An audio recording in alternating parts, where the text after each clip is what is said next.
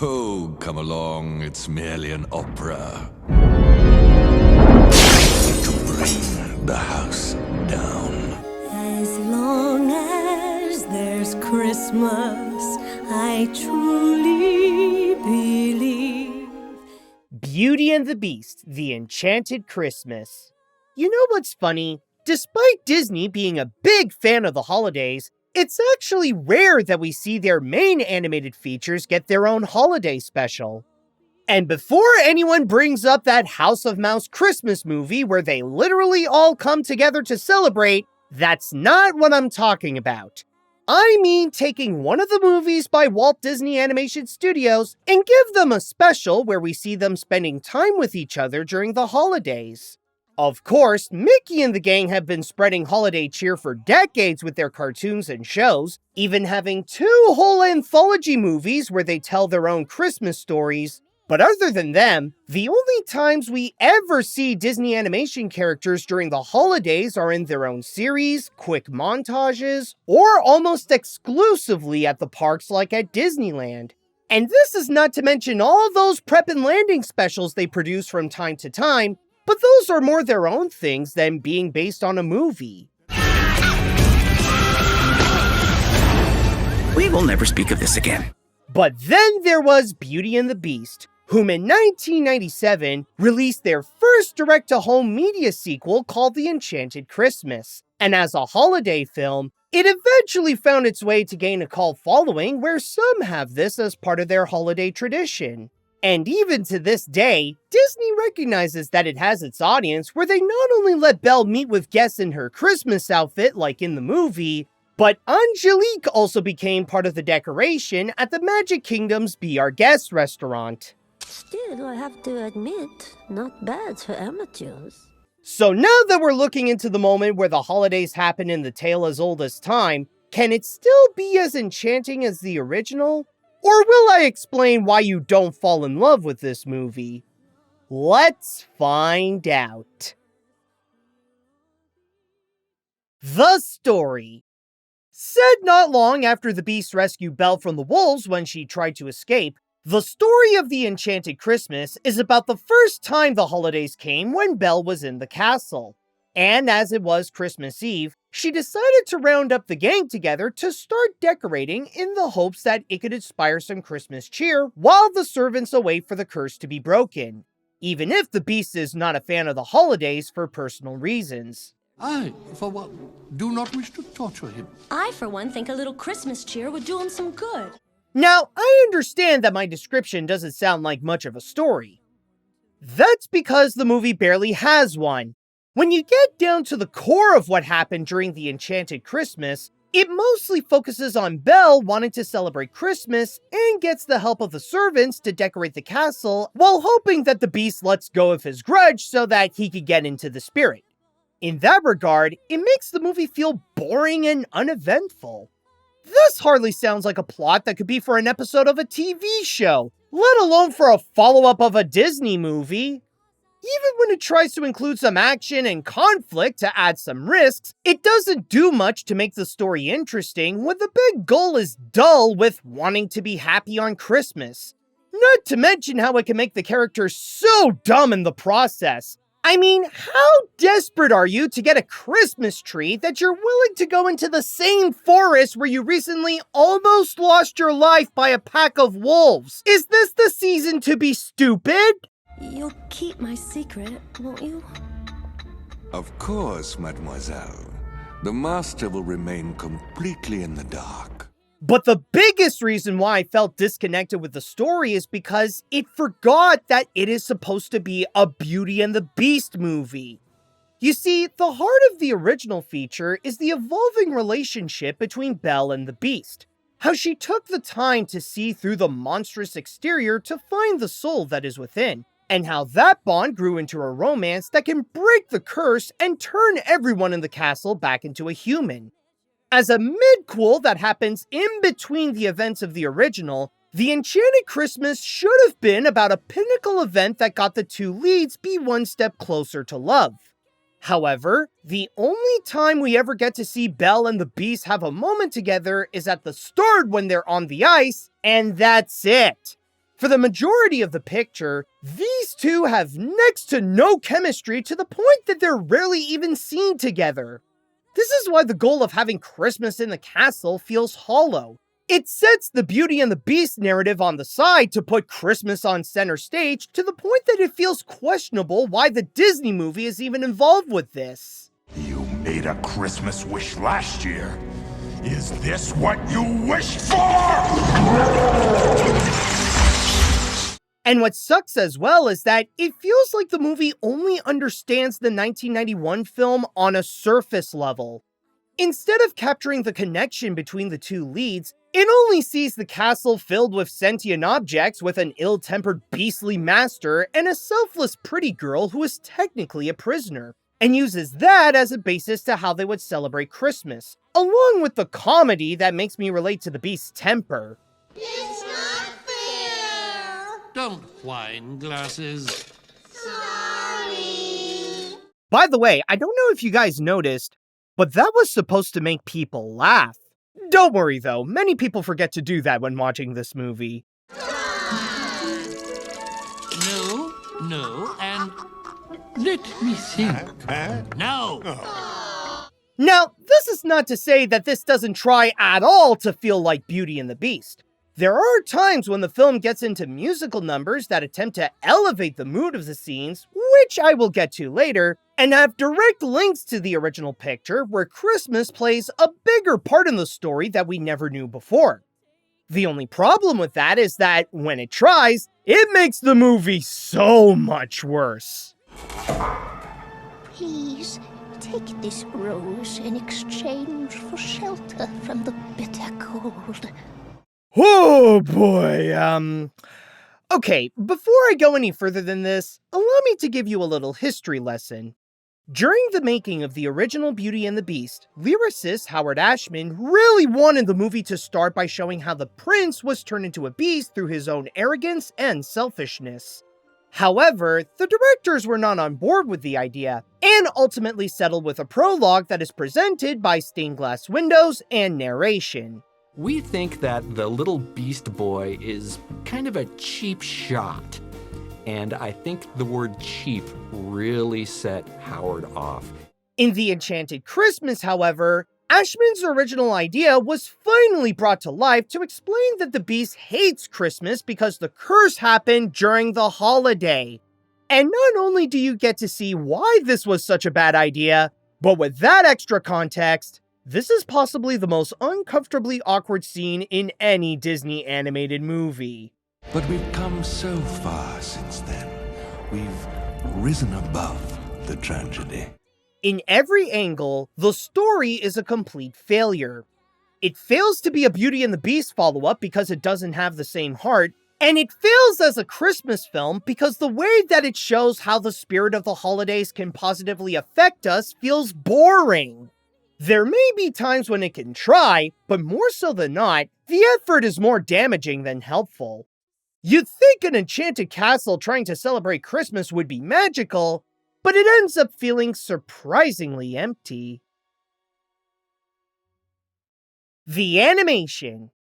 Considering that this is one of the earlier direct-to-home media Disney sequels, I came in setting my expectations low when it came to the quality of the animation. Of course, it can never be on par with the masterful craftsmanship that the original delivered, so I was prepared to witness a downgrade. However, upon watching this, I was surprised to find that it's not terrible. On its own, there was some effort to put into recreating the aesthetic of the first film. On top of the design staying true to before, I do like how the backgrounds were painted to recapture the Beast's castle, and still making it look grand while absent of human life within, where only the magical objects are in charge of keeping it neat as they can, even with a beastly master who tears apart certain rooms out of his own rage and sorrow. At the very least, it does feel like we're back in the same castle as before.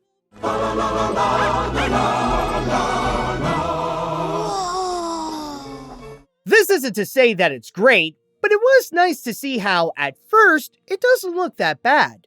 However, that optimistic perspective slowly diminishes upon further inspection, and the closer you look at the animation, Heavens, how many times are we going to have to go over this story? Story? The more you realize that it's not far off from Belle's magical world.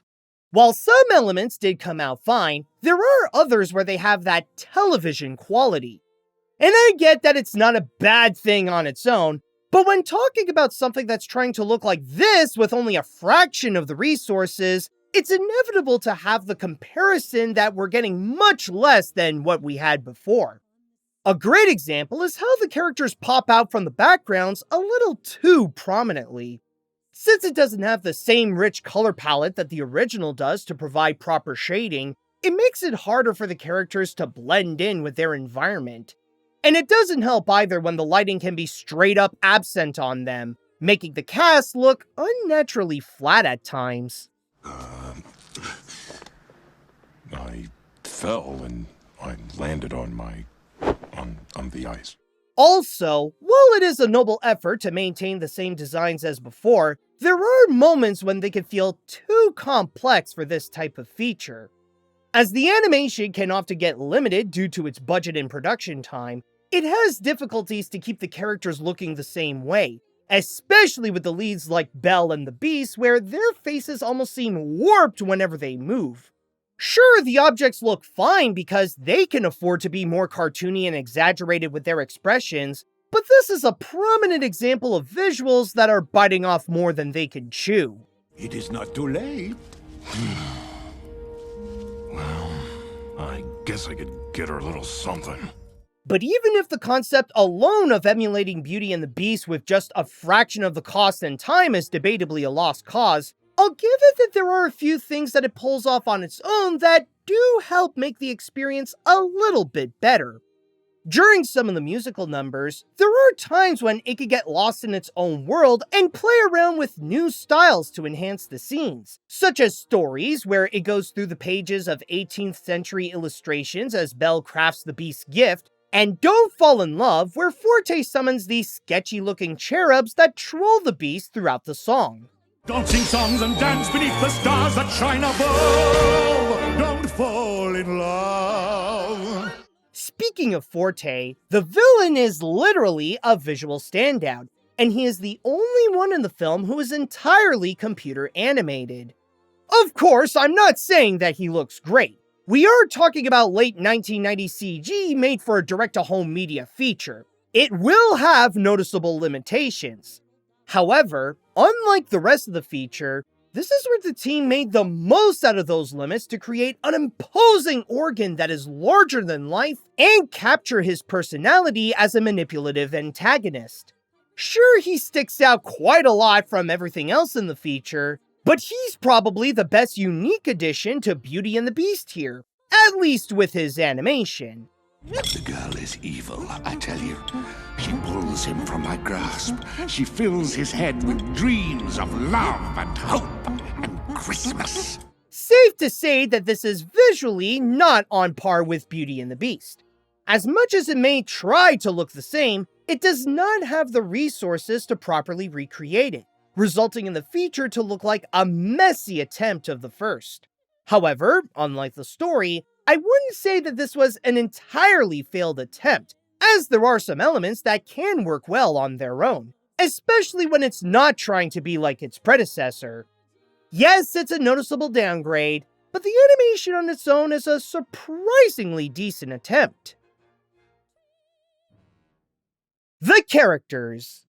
If there's another positive note I could give to the feature, is that it was able to bring back most of the original cast, and the enthusiasm that they brought onto the Enchanted Christmas was still as strong as ever.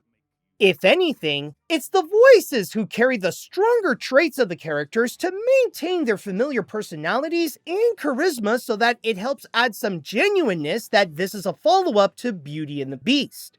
Even if I'm not a fan of this movie, it was nice to hear Paige O'Hara, Robbie Benson, Jerry Orbach, and David Ogden Stiers reprising their roles.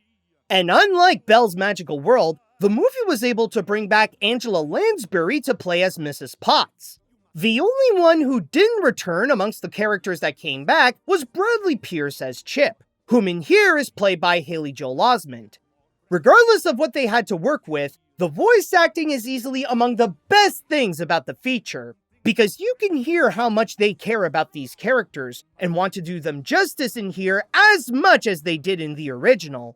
Being able to translate your emotions through your voice. You've never had a Christmas?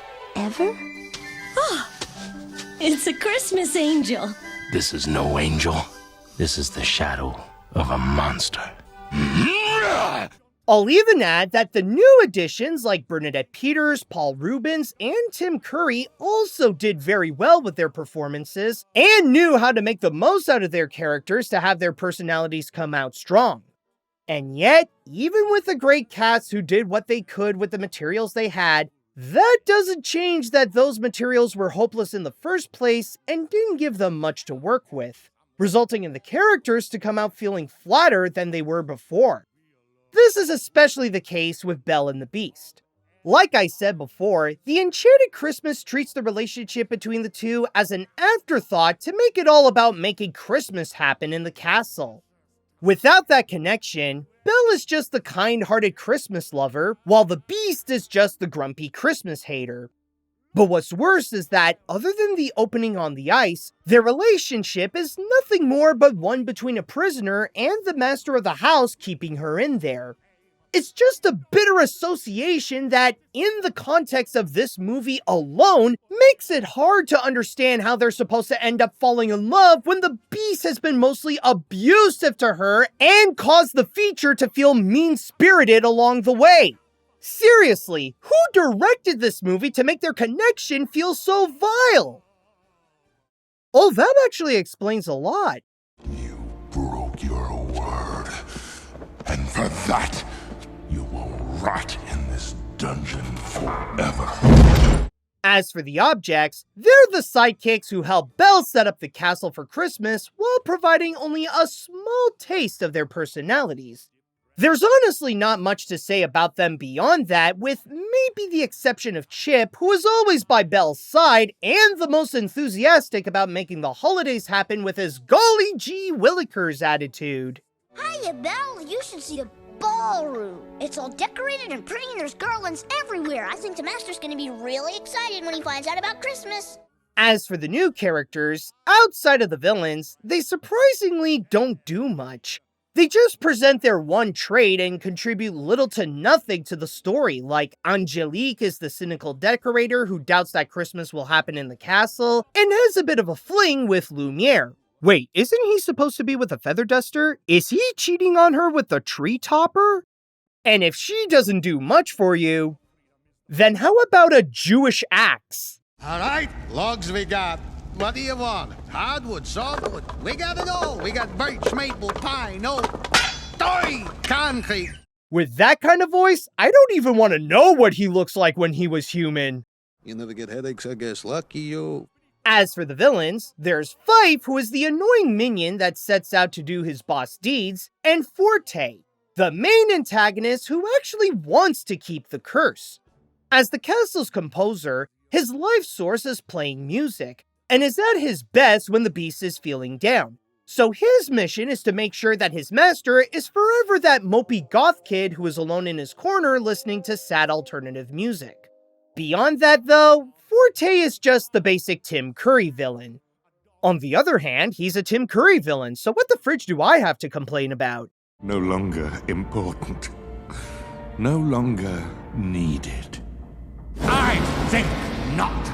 I'll give it that the actors did the most that they could to make their roles shine, but the materials they were given doesn't provide them with anything to keep their characters as strong as they were before. At best, the Enchanted Christmas only delivers a shell of their former selves, and it's a strong example to why the actors shouldn't be left to single-handedly carry their roles, no matter how talented they are. Without the right directing and writing to give them good guidance, even if these characters are already established, they're all cursed to come out lifeless. The songs. Similar to the animation, this is another example that I came in with low expectations. I mean, the first had the goats of Broadway-style songwriting with Howard Ashman and Alan Menken, who provided the movie with some of the most memorable Disney songs in the company's history. No matter who they got to make the songs on the Enchanted Christmas, they could never get to the levels of those two. But this is not to say that the songs are bad because they're not as amazing as the original soundtrack. That would be highly unfair to make that comparison, and I know that Rachel Portman and Don Black have done very well on their own in their respective careers. But when looking at the songs in the film individually, I'm sure they've made better music than this. Forte, stop the noise! Noise? Noise? The problem with the songs in this film is that they feel like they were made at the last minute with no time to be creative about the theming or lyrics. I understand that the narrative doesn't offer much to inspire musical moments to happen, but this is the kind of feature that is a musical not because it's a tale that is best told with songs, but it's due to obligation as a Beauty and the Beast follow-up. And there's not much of a connection between the plot and the music that makes it feel like they're working together to present the big picture. First, there's stories, which Belle explains the wonders of reading stories as she makes her gift to the Beast. I'll read him stories from picture books all filled with wonder. Don't Fall in Love, the villain's song where Forte manipulates the Beast to not fall for Belle. You'll go to pot, you'll turn to drink, you'll never rest, you'll end up mad and looking like some poor demented dove. A Cut Above the Rest, where Lumiere and Cogsworth agree to settle their differences and work together. Say that as a team, we have got to be the best. Now we found something we both agree on. We're a cut above the rest. And the feature's main number, As Long as There's Christmas, which explains how the holiday can provide hope and promise that a great day will come for everyone. As long as there's Christmas, we'll all be just fine. Despite these numbers generally coming off as pretty weak and, at best, As Long as There's Christmas is an average holiday song, I do acknowledge that the execution tries to make the most out of it. As I mentioned before, the film does have a strong cast that is trained in musical theater, and they did their best to get their personalities and the mood of the scenes resonate with the songs, along with a good melody to keep the flow going. There are even times where I get the direction it's going, and it could be something special if the songs were better. Like having Tim Curry sing the villain's song is a no-brainer with his personal touch, and I like the idea of Paige O'Hara and Bernadette Peters having a duet. That hope is the greatest. However, try as they might, and regardless of the strong orchestra and a great cast, the songs only range from being okay at best to just downright bad. It's not that the soundtrack isn't on par with the original, it's just a lot easier to find better alternatives to what this feature offers.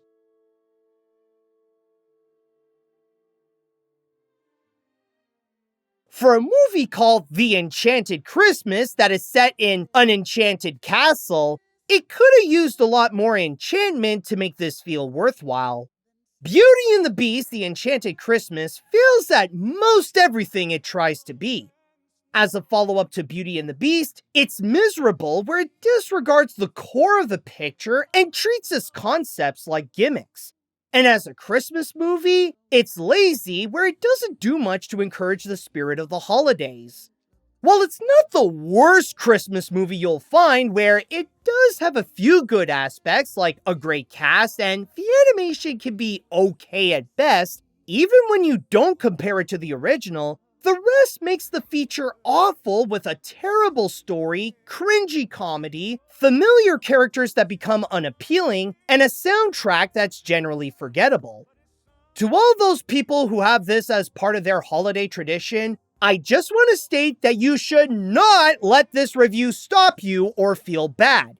You have your personal reasons why this gets you in the holiday spirit, and in that case, good for you. Do what you have to do to put you in the Christmas mood, and if this helps, then go for it.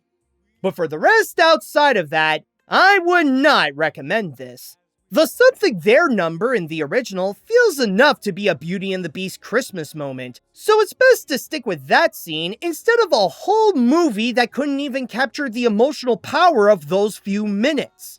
And if there's something there that you enjoyed in this review, then hit that like button and subscribe to my channel. You could join me in discovering animated enchantment both in and out of Christmas.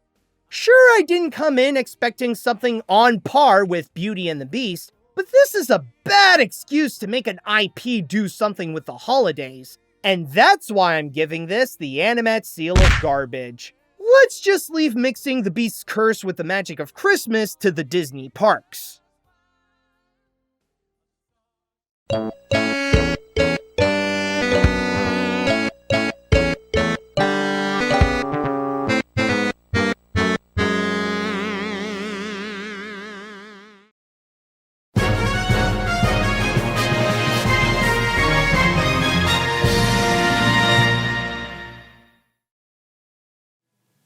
Hey guys, this is Animat, and oh boy, was that tough to sit through. Like, I will admit, it was not an easy watch. But I know that I've already mentioned this, but I understand that there are some people out there that not only enjoy this film, but have this part of their holiday tradition, where every year when they would do their rounds of Christmas movies, this would be one of them. And I mean, I'm not going to take that away from them. I completely understand that they have their personal reasons to why they would enjoy it, rather it be their personal taste or if it's for nostalgic reasons. I mean, Christmas movies often get more of a pass, more so than any other type of features out there, because of that magic of Christmas and because of those holiday traditions. I mean, there are plenty of those Hallmark-style, cheap little low-budgeted rom-coms that are significantly worse than the Enchanted Christmas, and yet they often get a pass because there is an audience that does enjoy that. So in that regards, it's not hard to imagine that the Enchanted Christmas would have its audience. But for me personally, I just feel like even with the titles of Beauty and the Beast, The Enchanted Christmas, it just doesn't work. Because as a Beauty and the Beast movie, like I mentioned in the review, it just doesn't understand what makes Beauty and the Beast work. I mean, nowhere in this movie, or very rarely, do we ever get to see the progress of the bond between Belle and the Beast, which is what should be. That's what it should be about, considering that this is set in the middle of the events of the original feature. I mean, considering that it completely ignores that and just focuses exclusively on just the gimmicky stuff of the fact that, oh, they're in an enchanted castle filled with living objects and stuff like that, and try to use that aspect in order to go and highlight, oh, how would they go and celebrate Christmas? It just doesn't work. So it fails as a follow-up to Beauty and the Beast, and even as a Christmas movie, even when you look into the Enchanted Christmas factor, that also fails because honestly, what is it about? Like, what is the goal that Belle and the objects are trying to do? Like, really, it's all about trying to decorate the castle in order to celebrate Christmas, with the real obstacle being that the Beast is just grumpy and he doesn't like Christmas. And the way they try to tie in the original movie and like how that connects to the holidays and stuff, like, oh boy, does that really make things so much worse. So regardless if you look at it as Beauty and the Beast or the Enchanted Christmas, at least to me, it just flat out fails. And honestly, I am really glad that I'm able to get this done. And now I can go and move on to a Patreon request. And this time around, we got a request from Russell Ray Young. So I just want to go and state that if you would like to be like Russell and you want to go and get some amazing rewards while supporting my work, by the way, including but not limited to seeing my videos before anyone else, unedited, by the way, these are like exclusive director's cuts that are different from what you would watch on YouTube, then all you have to do is go to patreon.com/animat. But at the same time, If you would like to suggest an animated film you would like me to review and that I would put onto the animation hat, then all you have to do is write me an email at animatsreviews@gmail.com. Now, with all that said, what is it that Russell Ray Young asked me to go and review? And hopefully it'll be something better than Beauty and the Beast, The Enchanted Christmas. Well, thankfully I could pretty much say that yes, it will be. And funny enough, we're actually now going to go into the main Disney animated features. We're not going to go back into the direct-to-home media Disney sequel territory. No, we're talking about the main stuff from Walt Disney Animation Studios. And in terms of this one, I know that this is a major fan favorite, especially now that we're going to go away from the wintry times of Beast Castle and we're going deep in the jungle where we are about to go and experience the final Disney Renaissance movie. Cue the Phil Collins music. I just had to go and take the time to go and remember. It was like, who's the guy who made the songs? Oh yeah, Phil Collins. So, let's go!